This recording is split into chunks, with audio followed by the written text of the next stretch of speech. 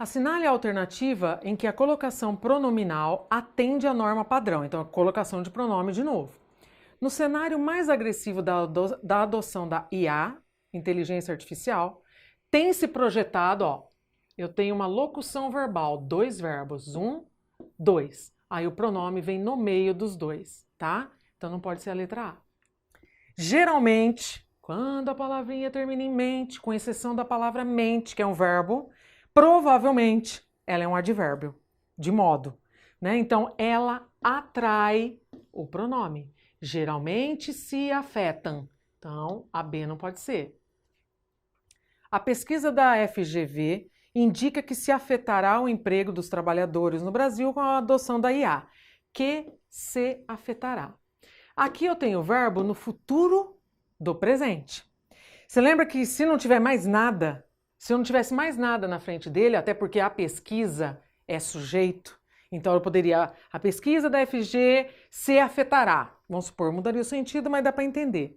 Seria obrigatório ou optativo a próclise, eu poderia colocar para cá, né? Só que o verbo no futuro do presente, lembra que eu falei da mesóclise?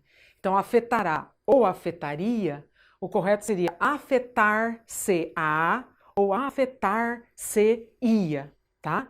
Mas, como eu tenho, além de sujeito expresso, eu tenho o que atrai, isso prevalece. Aí eu esqueço a mesóclise, né? Porque o verbo seria obrigatório a mesóclise, mas eu tenho tanto um sujeito expresso quanto uma partícula atrativa. Então a próclise é obrigatória. Então, por enquanto, a C é a certa. Se definiram 3 cenários. Será que esse C é um pronome ou é uma conjunção? Se fosse conjunção, se definirem 3, por quê? Para ser uma conjunção condicional, eu teria que mudar esse verbo. Se definirem 3 cenários na pesquisa, tal coisa acontecerá. Tá? Então não é uma conjunção condicional. É no sentido de definiram-se. Aí seria 3 cenários foram definidos. Aí eu teria uma partícula passivadora, né? Se fosse definiram-se. Se fosse, não.